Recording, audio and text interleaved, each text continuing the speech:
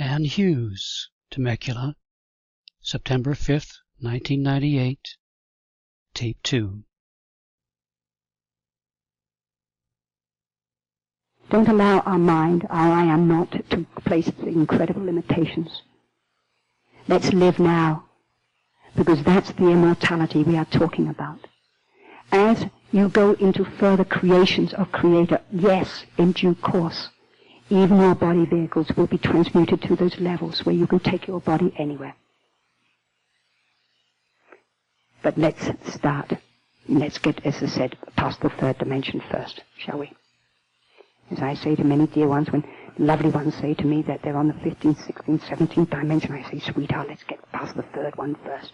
Let's get those ones organized. The 3-me levels, as we call them. The 3-me levels, or the expanded levels of love, never talk like that anyway. No one needs to, because that's the small I of the ego talking every single time. To acknowledge the ascended levels, and I must do this very clearly. What I mean by the ascended levels are these levels of your higher consciousness fields, your expanded levels that sent you in for this experience and said, well, be with you all the way. That even when you were out of incarnation this time, you were again realized you had great ones working with you. But what the ascended levels have requested me to do, very lovingly, they have said, please, please, please tell them. There is only the unlimited and the limited. The unlimited spirit is all that is. It doesn't matter whether we are perceived as the ascended masters, the celestial, the archangelic realms, it no longer matters. These are merely fields of consciousness that we will work with you in solar levels until you're ready to come directly into your full I am presence. We will steer you, but please do not make yet another idolatry here. Please do not worship us. We are very aware what is going on. And we're saying, don't replace us. Go direct to your higher levels, and your higher levels know exactly what level, not more or less, you have chosen to incarnate here as this projection in the physical manifestation now. So some of you at levels more than you even realize beyond ascended masters, I'm going to say that very clearly to you. It is only your minds that say, as you've been waking up, and yes, we are very aware that a new religion is taking off, and metaphysics has been important as a halfway house. But there's no such thing as spirituality in due course. There is only spirit in matter. All right, dear ones. So I to encourage you. Thank you for listening to me, dear hearts. I don't know whether there is anything I can assist you with or help you with, or any questions you want to ask or anything like that. Yes, beloved. Yes, beloved. Okay, what I want to say, and perhaps I can address this one very powerfully. Now, please understand, I have said right from the beginning, I do not negate anybody's path. Again, what happens is, as the higher levels come in, we always filter what we want to experience. So most of the time, even when the ascended levels or people channel, they'll only work to the abilities of their filter, if we can put it that way, because very often what we call some human conditioning comes into how they have perceived that channeling that came through. Do you understand what I'm saying here? Right. Now, with reference to when I talk about workshops, we have for hundreds and thousands of years gone down workshops. Mystical schools, it doesn't matter what we call them. And what I'm saying here very clearly, that as you open up to the presence, there is nothing in you that decides how you're going to be used anymore. Now, if it so happens that your gift, for some reason or other, the presence so powerfully says, again, you can convey a certain gift or a tool. The reason I use this expression and why I talk about letting go of the workshops, I say true love never charges. That's what I mean by that.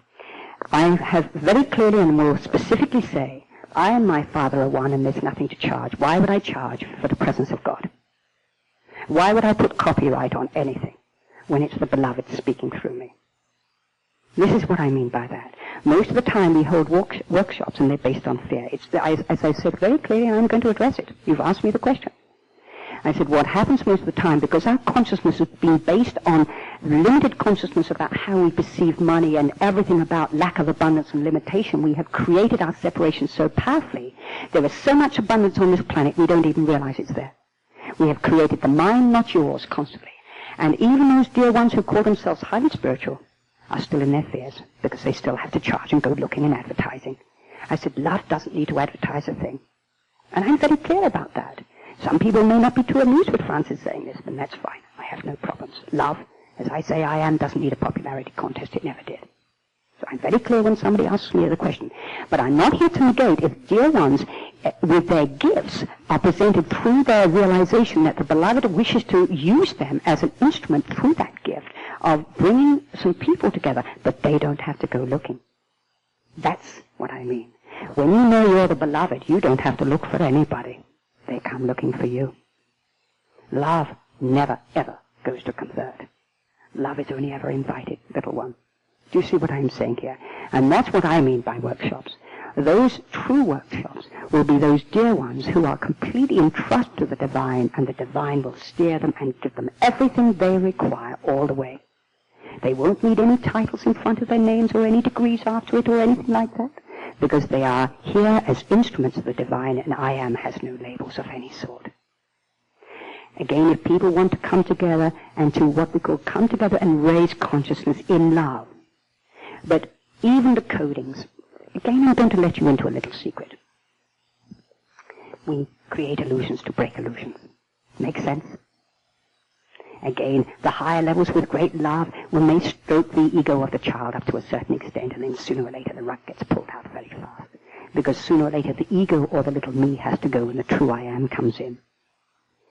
It is, again, to know that, when we talk about islands of light, I say, beloved, it only requires one surrendered being on this planet for the community to take off.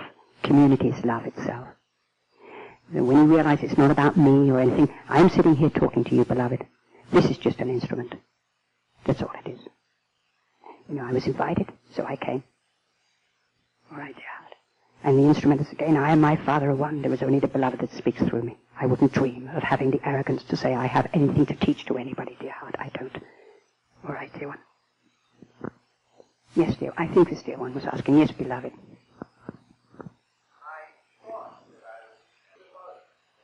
All right, beloved. Let me explain this to you. Bear in mind you are also created the unmanifest state as well, so you have no gender of any sort. The only reason that we are giving gender to consciousness here is because Earth is the feminine, or the creative nature itself. So, of course, she is considered a feminine being because she is the producer, she is the creation. Creator is the unmanifest state.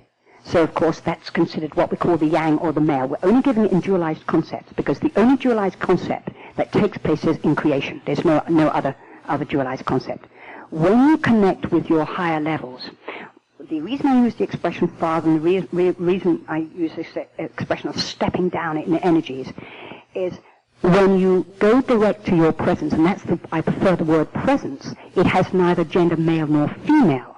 All that we're doing is assisting in our creation or rebirthing. So we look at it from a feminine point of view. Do you see what I mean? Now, the feminine point of view is at the same time looking at the form point of view, which is the male, the yang. So we're rebirthing another child, which is form, and that's yang being rebirthed. Only what we're doing at the moment is, as the energies are stepping down, we are balancing yin and yang together. There is no such thing in due course. You realize that you are completely oneness. The only realization is I'm very aware that I'm androgynous. Now, what I mean by that is I have female manifestation, but I'm completely married in my male consciousness. So there is nothing that sees me one way or the other way. I am that.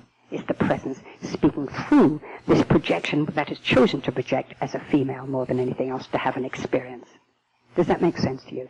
So what we're saying to you is that you are simply, when you opened up as a channel, you started to open up because your receivers came online. Now your receivers are your crystalline structure in your physics. So what happened? We have within us, in Earth, we have the reflective consciousness of Earth constantly. So we have crystalline energy. And they are receivers and transmitters. You are a biotransducer yourself. You're an actual transformer. The greatest transformer is unconditional love. So you then let those energies download into your every particle of your physics, your DNA, your RNA. You open up to it, and suddenly you are irradiated with a higher consciousness. And that is what we call the Christ energy coming through, beloved. All right, dear one? Does that make sense to you? All right, dear one. Yes, dear heart. All right. Okay, let me explain it to you first of all. I'm going to give you yet another agenda here, which is an interesting one, which you may understand. When this first experience took place on earthly planet, it was an unknown quantity. There were many, many seedings that came in. It was a very young experience, and the result of that experience was that souls got trapped in matter. The reason they got trapped in matter is the consciousness was so powerful of its matter consciousness that matter held souls, and souls couldn't wake up to who they... Souls were here merely to transmute and to experience, to enjoy being in physical, but not to stay there all the time. That was it. Then what happened was there was in solar consciousness a rescue bid. The rescue bid was when, and I don't know whether anybody knows, and this is absolutely, and we're talking about solar, bear in mind, because macrocosm has been in charge all the way and knows exactly what its historical solar consciousness fields are all about. We're talking about time fields. There was a decision then, at one stage, they were going to obliterate this actual experience on this earthly planet because it had become a prison almost. We were bound in matter so powerfully we couldn't wake up. The souls couldn't wake up. What they did then, they sent in higher consciousness evolutions to integrate here and to raise the consciousness. It started through a great energy field called Sanat Kamara of Venus. And the Venusian planet assisted this consciousness to raise its consciousness. So many souls came in purely voluntarily to walk on this planet, to take human incarnation, and to, through their energies, to raise the consciousness and get something moving.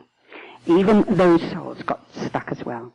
But because you were the guys who came in, it's many of you that are now being given the opportunity from your higher levels and being told, we have to get it moving now. And that's really what is happening. We are here, our main purpose here is to assist earthly planet herself. That's our main purpose.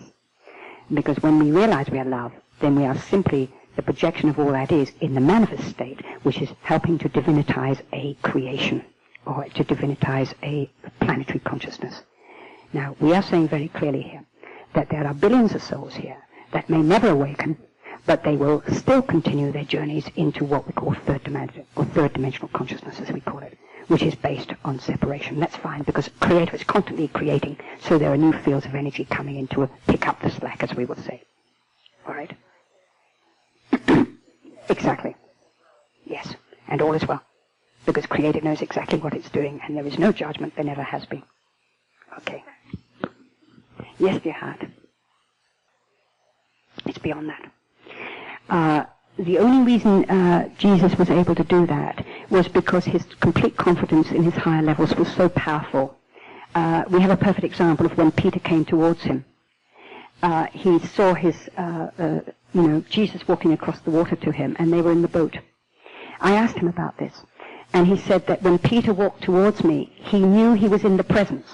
He felt his presence, and suddenly his mind came in, bang, he was in the water. Do you see what I'm saying here? When you know the divinitization of matter is when you know you're the beloved. But the beloved, Yeshua did not have to do tricks of any sort. There was none of that. It wasn't necessary. People saw him as a magician. No. That was not necessary. We've had many magicians who can do the most amazing things. But he was the beloved here. He incarnated the Christ consciousness, where he knew that he and his Father were one, and that he was a projection here. So there was nothing for him to fear with reference to his body vehicle. He had no consciousness of his body vehicle. He saw it, but he had no consciousness with it. So he was able to do anything in a manifestation of a body vehicle. And that's what we mean by the divinitization of matter. We've got a beautiful dear one called Satya Sai Baba. Now this is a fully conscious being, and there are many more, not just Satya Baba, but he is fully conscious as a full conscious being walking on this planet. He has no interest in his body vehicle. He's even said, I'll leave it when the time is ready and come and take another one.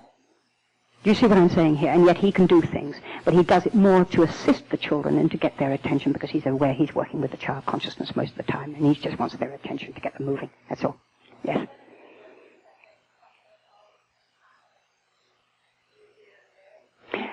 All right. The divinitization can come to us at any stage on our journey, and it has been for hundreds of thousands of years. We've had many souls who have gone through the divinitization of matter. It's been done in different paradigms, and what we mean by paradigms is that in the past, some of the so-called ascended masters have done it through totally different techniques. They've done it through the mystical schools and through the Egyptian initiations and many other things. Yeshua ben Joseph was the first to show what we call the divinitization of matter without any intellectual programs of any sort. He was the first. And that being the case, he then set the ball rolling for the final divinitization of this earthly planet, where you can wake up, and this is what's happening to all of you now. You're waking up, and we're saying to stay awake, and that is the divinitization of matter. You then let the presence fully take over. You then see yourself as the macrocosm, simply in the microcosm. That's when you stand back and watch yourself as the macrocosm in the microcosm itself. Do you understand what I'm saying here?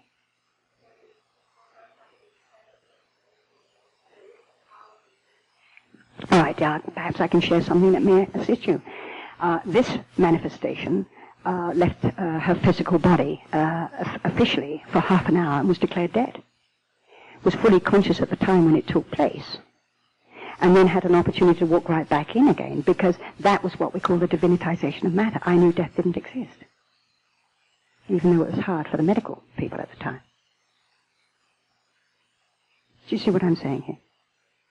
That, again, there was no interest. I only agreed to come back into this body consciousness so that, because I had said I will be with my brothers and assist whatever way that I can serve them. But there was no egoic level involved. I had an opportunity to go and do other things. But again, at the time, and this is where I'll share with you a beautiful experience, and maybe it will help, with a Yogananda. Now, I have left my body vehicle. I am walking along a street just outside of Paris. And I've just been doing some service, as we call it, only under the instructions of my higher levels, and the I Am Presence, as we call it. And the next minute, I walked right out of my body vehicle. And I watched everything that took place here, and stood with my brothers of the light, and they said, "You're out." And I went, "Whoa, I'm out." And they said, "Yes, you're out." Now, I didn't have a heart attack. I had nothing like that, nothing. And they said, "What do you want to do?" And I looked at them, and there's a few of the guys and the girls standing there, and I know all of these people. And I'm not talking about astral planes. I'm talking about the actual the planes of light itself. And they said, I said, "Are you telling me I've completed everything on this earth?" They said, "Yes, you're complete. You don't have to incarnate into this manifestation again. You don't have to be born through the birth canal even." And standing at the side of me was Yogananda. And now I had connected with a few of them already, but he's standing at the side of me, and he's looking at me, and he's very intently looking at me. And I look at him, and he says to me, "You can do something that we didn't do." And I said, "What?" He said, "Well, I'm going to let you into a story." He said, "You'll find evidence of my body being incorruptible for 3 weeks before I left this earthly planet." And I said, "Yes, well." He said, "Well, what I didn't know was that I had an opportunity to divinitize this body manifestation." I said, "Well, what do you mean?" He said, "I came down a lineage of masters through the Eastern Vedantas." And he said, that's always, again, one of the many paths, just like Christianity, Muslim, and whatever. He said, many paths. He said, my path was searching for samadhi. And he said, samadhi is trying to obtain bliss. And he said, that's when you go into meditative practices, you do all sorts of things. He said, you come under the instruction of a master. He said, Sri Yutaswa, and I'd met this one already. Sri Yutaswa was my da-da-da-da-da. So he said, my whole raison d'etre as a soul, in my consciousness when I incarnated here, and that's even when I was young, I knew everything. I was waking up. I just wanted to go and find my master. I wanted to go and find my master to work with. And he said, and I saw it as an outside person because I'd been brought up that way in my passive energy in the Eastern spirituality. So he said, I went looking for my master. And he said, I went through many techniques and I constantly, my only yearning was samadhi. And I said, yes. He said, well, I obtained samadhi, but outside of my body. And I said, yeah. He said, you can obtain it in your body. I went, oh my God. He said, I didn't know till I left what was taking place. He said, I wasn't privy at the time for that to take place. He said, my soul had agreed on an agenda anyway, and I'd already written the script that I wanted. But he said, what you can do is you can walk right back into that body. Now, standing there at the side was also, as I know him, as Yeshua ben Joseph. I don't know him as Lord Jesus. Many call him that. That's the Greek, and that's fine. And it's his true Aramaic name, or the facet that incarnated as Yeshua ben Joseph, And he's standing there. And I'm saying, so you're saying I can walk right back into this body? And they said, yes. And they said, you're doing something that we never had the opportunity to do. Jeshua was the only one who did it. And he looked at me, and I love this one. And he turned around and he said to me, and he's got a big grin on his face, and I'm saying, guys, you mean I can walk back into this body? Yes, you can. They said, you can project another body if you want. You can actually project one. Because you don't have to be born through the birth canal. You can have a choice to be born through the birth canal if you choose. But you'll be born as a fully conscious avatar. You'll be fully conscious. And they said, but what you can do is you can project it, which is what we all do at certain times when we want people's attention. We project our manifestation. Because we have no need, we do not feel we need to walk into this third dimensional consciousness. At the time, we didn't need to do it. But now it's being raised to a higher level. So this is a physicalization, the divinitization of matter itself. So he said, that was when I came in. He'd already ascended, by the way, before he actually left this earthly planet. He'd already gone through the transfiguration, gone through the resurrection. He'd already gone through, and he took those initiations so we could get moving. And he looks at me and he says to me, I said, well, so if I project a manifestation on myself, meanwhile, the Carabinieri or whatever they were looking at my passport, checking me out, El Mort, dead, paramedics, everything like that was going on. And they were ready to cart me off to the morgue, and they were taking me off. And so they would have known who I was. And then I said, well, if I project a manifestation of myself, I said, you know what's going to happen? They said, yeah, we know what's going to happen. Avatar, avatar, avatar, worship, worship, worship, all over again. You know, oh my God. And I said, this is not what we're here to do. This is not what we came for. They said, no. I said, I am. It's normal. They said, extremely normal. And Yeshua then turned around and said to me, not bad. Only taken you half an hour. It took me 3 days.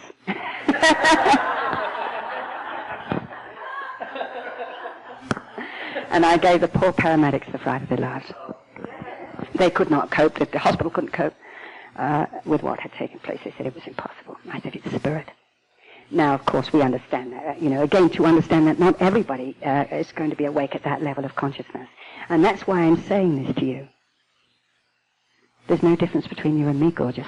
None at all. You and I are one. Do you see what I'm saying about that? So again, when we look at it externally, little did I know what was going to happen because I wasn't looking for it. And so as a result, in serving the beloved, whatever way the beloved wanted to use me, I didn't go looking. People were finding me. That was when it all happened. And I walked back in again to pay homage to all of you, dear heart. To pay service to all of you and to acknowledge you all. Not as more or less, but as I am that itself. And to say you are the beloved. You are the exquisite diversity of the unity being itself. You are oneness in your diversity. So don't say, what is it? Don't compare yourselves, little ones. We've done that for hundreds and thousands of years. You don't need to do that. You are playing a part that is so phenomenal that it's impossible to explain it. It's impossible. And you're receiving the assistance from every level of your expanded levels of all that is. And that's why even the masters turned around and said, you guys are doing what we were never able to do. As I said, only one soul did it, and that was Yeshua. The other souls had come in, projected themselves into the physical in order to assist mankind over many, many civilizations and cultures. But they always left. Whereas Yeshua showed the eternal life in the physical itself. He showed we were birthless and we were deathless. Okay, dear heart. Yes, little one.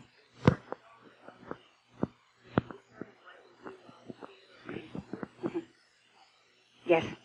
In fact, what I decided was that I said, well, I enjoy this physical manifestation. I'm going to walk back into this pair of old slippers. I'm perfectly happy with it. But if I need another Maserati, I'll get one.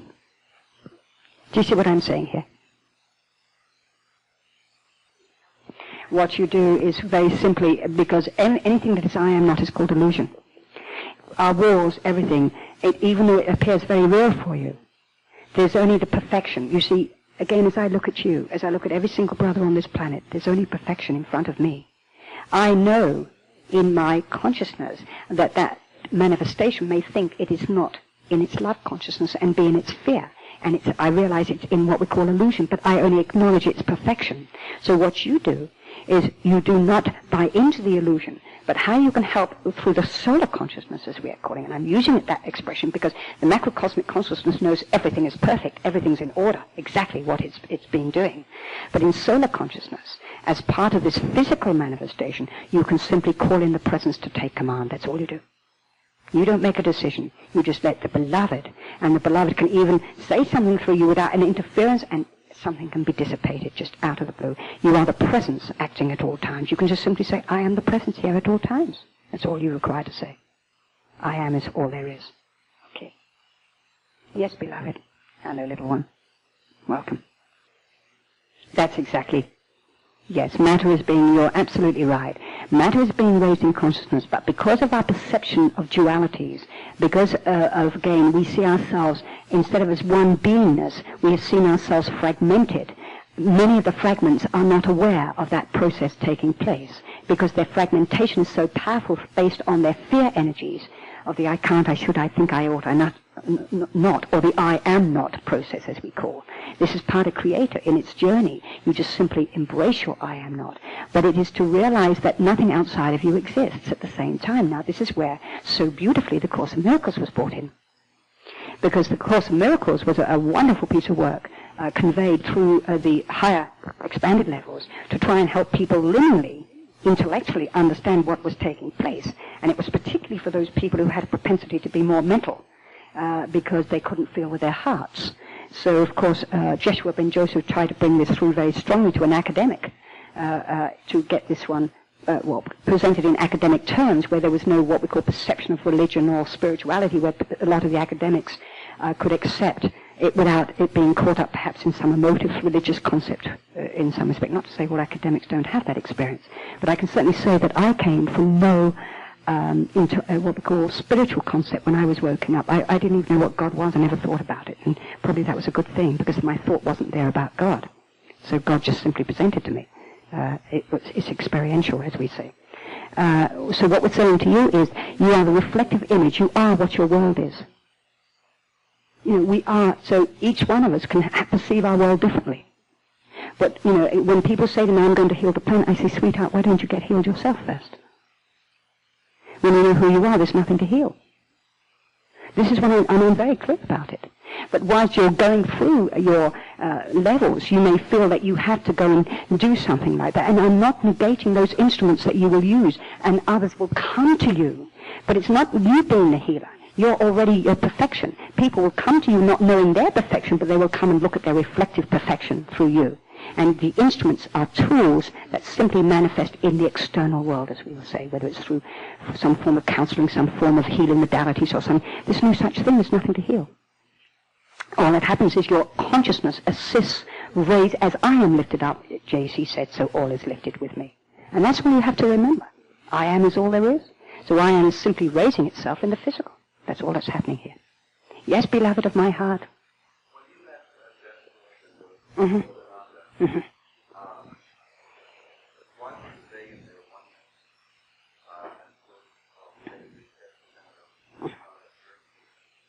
Exactly. Let me explain this. This is absolutely beautiful. Because when we realize we're the unlimited or the limitless light, then all we present are facets. Because I asked Joshua ben Joseph, and I said, how come I can see you? He said, because I'm presenting a facet. That was good enough for me. I knew immediately what he meant. He simply said, I simply want your attention as the unlimited light, and therefore I'm getting your attention because you've known me as a souling in some past experiences here. So he said, you will recognize me, that's why. I had some who presented, and I said, who the blazes are you, basically? But what we're saying is, these are facets, they're prisms, and it's like reversing a coin. And of course, the diamond is a perfect example. You can see all that is if you can see the whole diamond, but most of the time we can only see a part of the diamond or one facet of the diamond. And even in this consciousness, we can only see one reflection of the diamond. The diamond is multi-leveled universe, it's what we call interdimensional and multi-level and multi-dimensional universes itself. That's what the diamond is. That's the limitless light itself. So a facet will present, it's a soul facet that simply presents for you, which you can accommodate in your resonance or your energy at that time. At the time when I said, how come I can see you? He said, I've raised your consciousness. I said, you've done what? He said, we've woken you up. So you're in a higher vibratory level at this moment. And that's the reason why I've been able to step down, so we've met halfway for you to be able to accommodate what you are experiencing at this moment in time. And I can tell you right now, well, at the time when the facet of Francis presented to me, the love was so phenomenal, I had to beg him to stop. That'll give you some idea of the consciousness that I was experiencing. It is a consciousness. It's the unlimited I am presence. That's it. But the I am has many levels of itself, whether we call the ascended levels, the celestial, the archangelic. These are simply for our linear construct, for our language. It's the language of light that simply steps itself down and gives us the symbologies we require in order to experience who we really are. Okay? Yes, dear heart. Yes, you are. Yes. Yes. Yes. Yes. Totally. Stand back. Stand back from it. Realize it's just the presence itself that's acting through you, and you are part of Mother Earth as she is transcending in her collective grids to another level. Every grid is open at this moment, and there are hundreds and thousands of them, including our thought forms, our grids as well. So it's a huge one. All right. It's a huge one. Namaste, dear one. Namaste. Thank you for coming. Yes, Grace, you're welcome. What, dear heart? Dear heart, Creator has its manifestation on every level of consciousness. That's the best way I can say. Consciousness is. That being the case, you can bet your sweet life. We, in our perception, may not think that there could be such a thing, but the Creator, everything is consciousness. This is conscious. Everything is consciousness. Mm-hmm. That's it. Exactly it.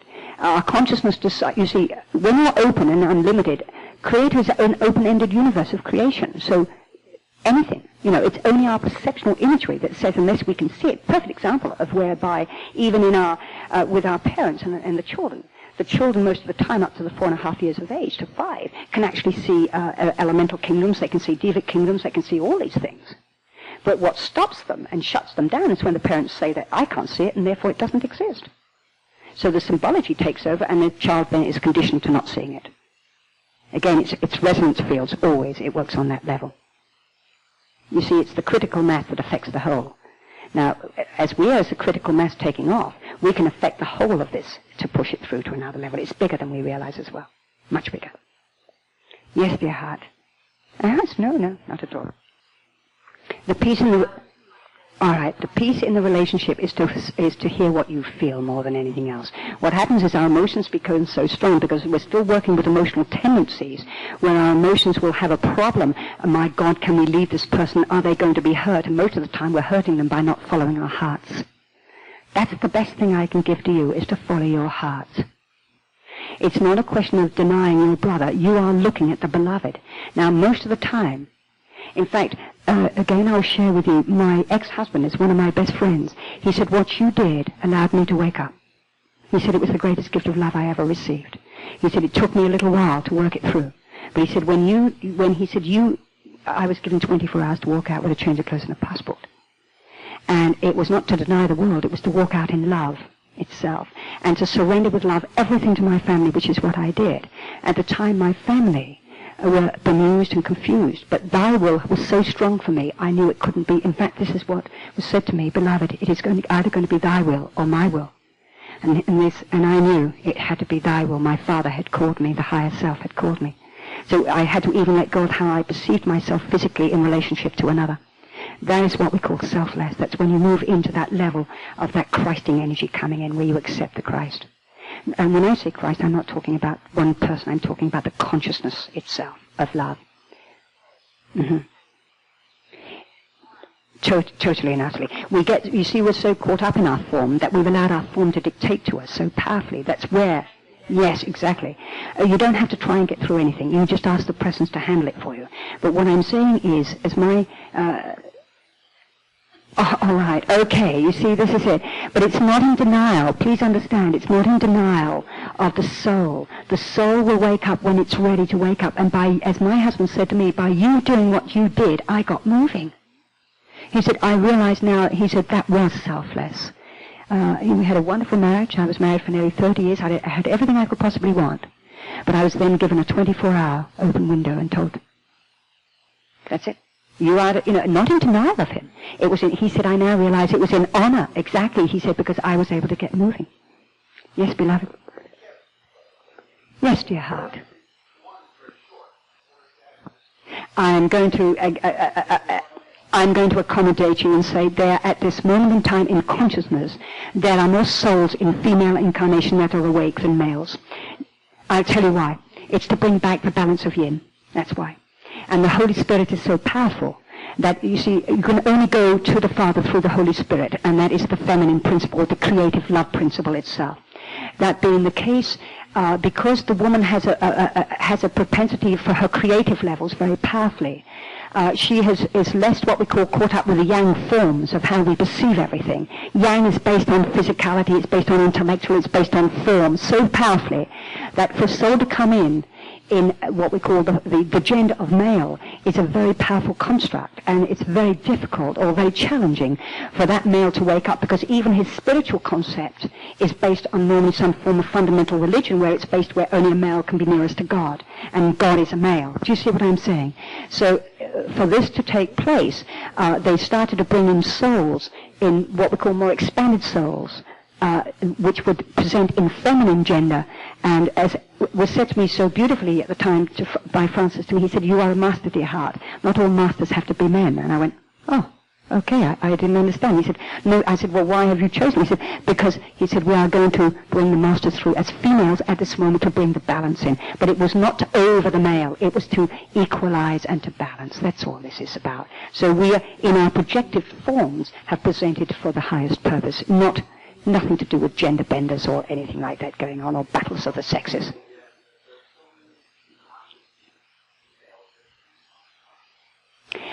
Because, let me explain this to you why. We understand that. There are a lot of... But what we have... And perhaps this is going to be an interesting one for you. I'm going to say this very clearly.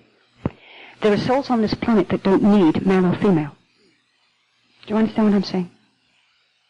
When you move through into a Christing, and you move into what we call an ascended mastery, there is no requirement for male or female outside of yourself. You are completely married to your beloved on every level. That's the lover and the beloved coming together. Now, there are a number of souls that are incarnate here who are going to present that.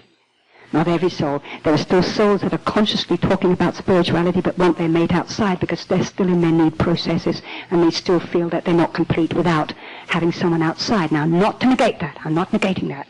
They will probably present what we call the golden age of the prototype of the divine male-female relationship and be the example and set the model, the template for the new Adamic principle coming in. But there's more than the Adamic principle. I realized it was more than the Adamic principle, that I had come in to play a part for the Adamic principle, but I didn't need to stay in the Adamic principle. Make sense? Okay. All right. I understand what you're saying. Right, your godhood will come in automatically for you. This is, I'm very clear, and it's so important I address this one, because you've brought a valid point about how much to address your godhood and your manhood, if we can put it that way, okay? Which is most understandable. Your godhood comes in automatically for you, where it transcends you automatically without you having to go looking. Now, it's no good you forcing yourself into celibacy. If you're still feeling that sexual energy that you require, it means that chakra needs to be balanced still. Okay.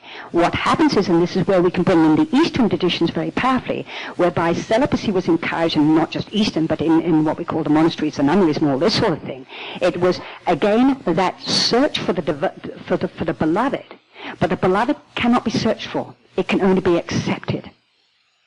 So what I'm saying to you here, let the beloved decide when it's ready to finish with your manhood on another level. This is what we're saying to you very strongly. You said you went searching, and of course most of the time you would have only found that level of your consciousness at the time in that other person. Does that make sense? You were trying to balance your female or your male. It doesn't matter. And this is what this is all about. We simply projected ourselves. We're oneness in duality at this moment in time, but we're still the lover and the beloved. Now, how you allow that to happen is you can't force yourself into a celibacy. Here again, I'm going to share with you, and my ex-husband is one of my greatest friends and has so lovingly said, please use me as an example. When I transcended that level of consciousness. And my husband was still a very warm-blooded male. And this is what happened for me. And this was before I left what we call and walked back in again. This is when I was given the 24 hours to walk out, and it may help you. Is that I then informed my husband that I could not give him what he wanted anymore because there was no desire for me. But what I did say to him, I said, but I love you, darling, and I will honor if you still feel you need that, then whoever it is will be welcome in my house. Don't go away to a hotel and hide and find. She will be welcome because I love you, and therefore she will be welcome in my house. And that, that being the case, then, this is what happened. Well, he didn't go ahead with it. As he said to me 48 hours later, he said it was an unbelievable thing that night. I said to him, if you feel that we cannot still be together, because at the time I hadn't been asked to leave yet, then I said, you please have the divorce and have everything you want and go and find something. He said, 48 hours later, he said to me, well, he said, beloved, he said, darling, I didn't marry you just for that part of you. But what did take place is when I did have to walk away a year later, the time, obviously, the higher levels for the time wasn't ready. I then walked out with incredible love in my heart. A lovely, beautiful woman walked into his life much later on, was completely at his level of consciousness, to such an state, as he said to me, we're great friends, and he arranges some of the tours. When I last saw him, he said to me he had completed in that relationship, and he said, you know what? He said, I went absolutely berserk sexually, he said, and now I'm through it completely and utterly. Yes. Yes. Isn't that beautiful? Because you know why? Because you were already looking for a similar consciousness level. So you were resonating on one level together, but you hadn't worked through those other levels. And that's why I'm saying to everybody, you must work through your 3D levels. You must work through your relationship levels, your emotional levels, your mental levels, your sexual levels. Again, it requires that you... End of side 1. Yes, dear one. Yes, yes. And that's beautiful, dear heart, because this is what we're saying. Everyone, every soul is at different stages of the journey, no more, no less. That's why I said we had two principles taking off. We have the macrocosmic consciousness taking off on one level, and we have the solar consciousness or the microcosmic at the same time, and they're both joining. So, of course, there's confusion as to which is which, higher or lower, and we're saying it's one and the same. And the one and the same, the oneness is when, as I said, it becomes selfless, where selfless doesn't require and need somebody to satisfy your sexual chakra or something like that. Do you see what I'm saying here? Not a negation of it. The human principle will continue for hundreds and thousands of years. This is the Adamic principle. That's what was explained to me, and what I realized was I'd come in to help push the Adamic principle, but I didn't need to keep reincarnating in the Adamic principle, because been there, done that, wore the T-shirt, as we say. Okay, dear heart? Okay. Yes, little one. Yes. The stick and the carrot. This is exactly what...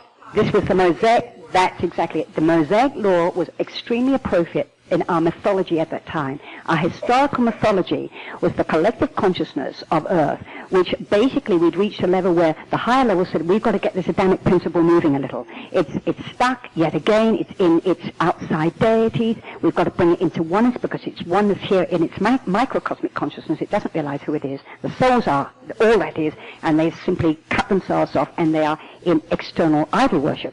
So that's when they opened up Moses.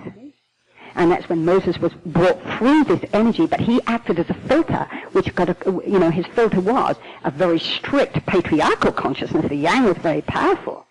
And of course it conveyed very clearly, thou shalt not.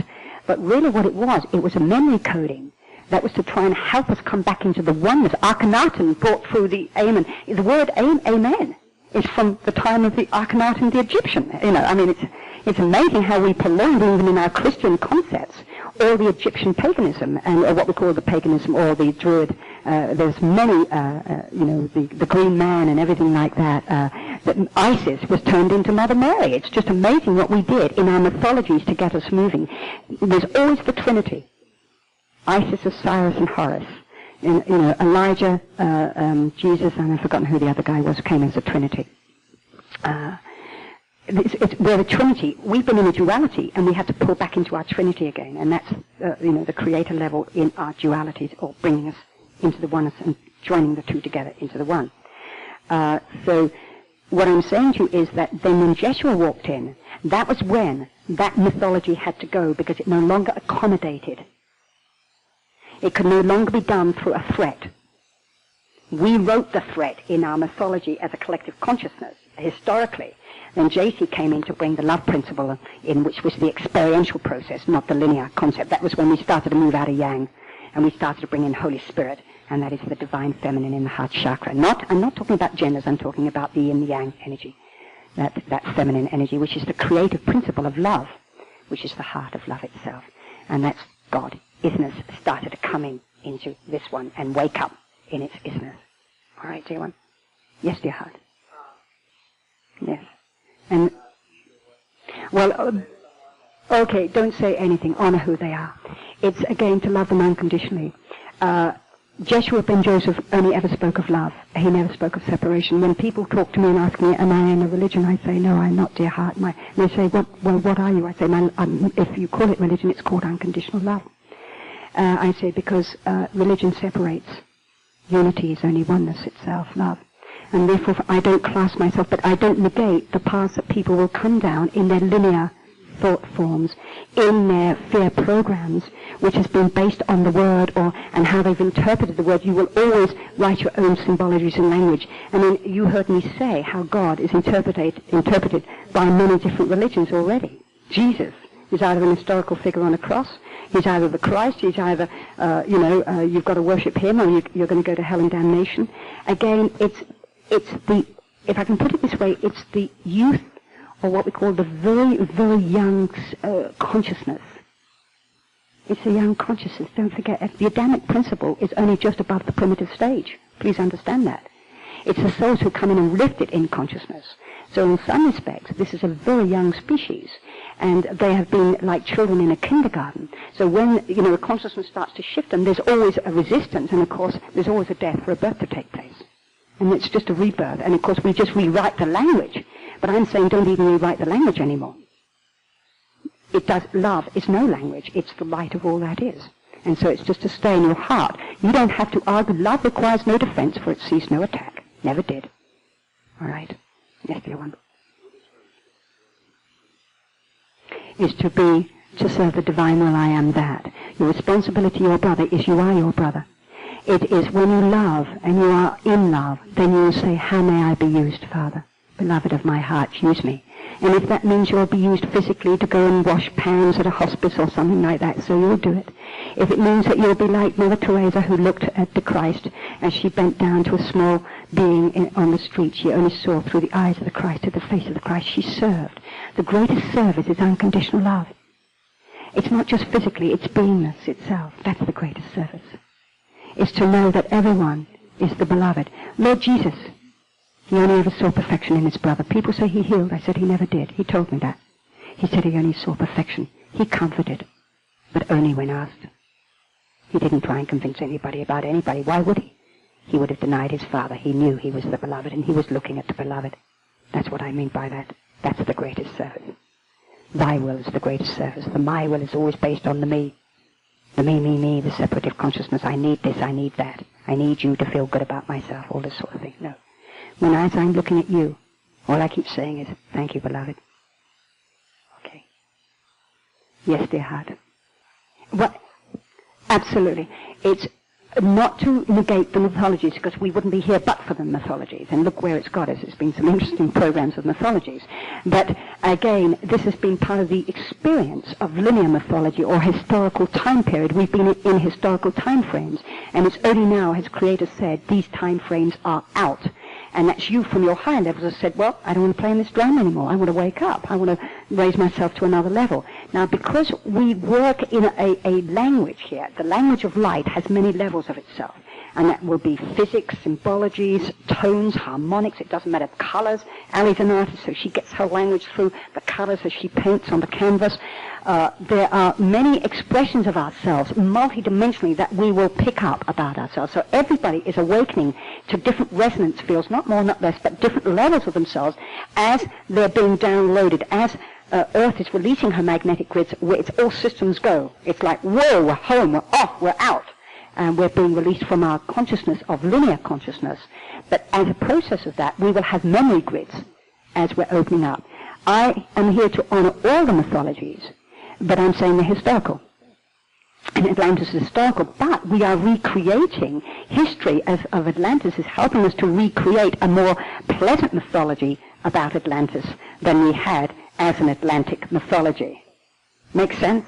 And therefore, instead of misusing our power, we will be divine power, not just the me power, the little I power, the egoic power. This is the I am, and we can have all these magnificent abilities as what we call them, and I will say as the new Atlantis, as it's a terminology that I will use. But and yes, we can project ourselves to open. We can present anything to open up. When we're ready to find it, we'll find it, dear heart. Okay. Mm-hmm. Just let the present. That's it. The present.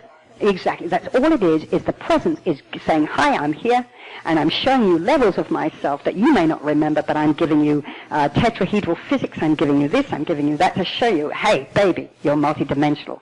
And the microcosm is saying, "Wow," and that's really what's happening more than anything else. Okay. But the only way I say is the experiential consciousness called I am that, which is love in your heart, and love is selfless. It doesn't even think about its body vehicle anymore. Okay, dear one. Well, thank you, dear hearts, for coming here and for listening to me. I hope that perhaps I've been able to give you some window on what is taking place here. Even as I've spoken to you, please understand, as I've been speaking to you here, there is only a manifestation of a voice box. Now, that sounds funny. I do not even think about what I'm going to say. I never prepare a thing. The presence is in charge at all stages. The Father, whatever level, wants to speak through me and will present through how you have received it. But it's not what I'm saying, beloved, and I do ask you to realize that I honor all your perceptions of how you prefer to use your language, whether it's through the great religions, the great mystical paths, the great esoteric schools. Because we are a multidimensional consciousness, and we're multi-layered and multi-leveled here on this earth. We are billions of facets. We're probably about 6 billion facets at this moment.